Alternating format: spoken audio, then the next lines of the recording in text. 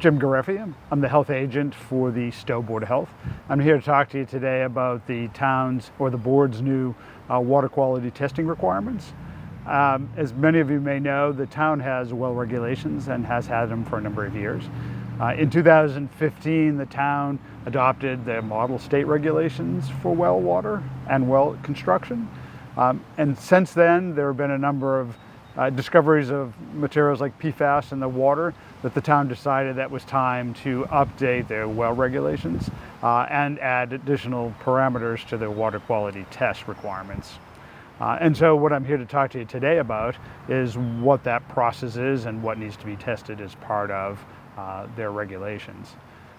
Testing needs to be done at a number of different times. One, when you drill a new well. One, when you deepen or alter a well in such a way that the water quality may change. And the last one is when you transfer the property, whether it's a sale or transfer it to others. And the last situation would be when you do a major renovation to your house, say adding a bedroom or what they call an accessory dwelling unit, an ADU. These would be times where you'd need to do water testing. The water testing, according to the regulations, is good for 2 years from the data sample. Quality testing that the board requires a number of different parameters that are tested. You need to use a state-certified lab. You need to test for those requirements. There are a number of EPA primary and secondary treatment standards that need to be tested for, including coliform bacteria, nitrates, nitrites, uranium, radon, radium, PFAS, and the volatile organic chemicals. It is important that when you do the sampling that it's taken by an approved sampler. An approved sampler is somebody who the board has appointed, who has demonstrated their knowledge for actually sampling water, and that it has a relationship with a state-certified lab so that we can feel confident that the sample is going to be sent there. Right now, I'm the approved sampler for the town. The board hopes to add additional approved samplers later on. Just to kind of give you an idea of the sampling process, because of the different parameters, there are different time frames that the labs have for running the different tests.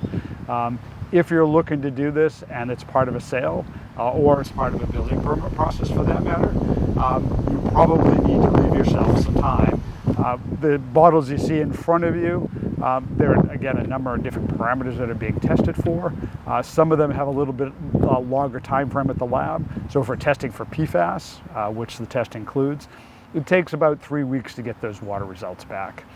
If you were to exceed the primary drinking water standard for PFAS, treatment equipment would need to be added, and then you would need to retest for that PFAS. So realistically, if you're looking to test upon transfer, you probably ought to think about doing that testing a couple of months in advance. So to go through the sampling procedures real quick, we'll come to your house as an approved sampler. We'll find an appropriate faucet in the house to draw the water. We want to make sure we're getting a representative water sample from your house. We'll bring the bottles. We'll actually fill the bottles according to the lab specifications. We'll take these bottles off to the lab and we'll wait to get the results in. Again, depending on the test, there's a different time frame for each test. If there's an exceedance of a primary drinking water standard, then you'll need to add treatment equipment to the house. The treatment equipment needs to be point of entry, so it needs to be added where the water comes into your house, and it needs to treat all of the water in your house.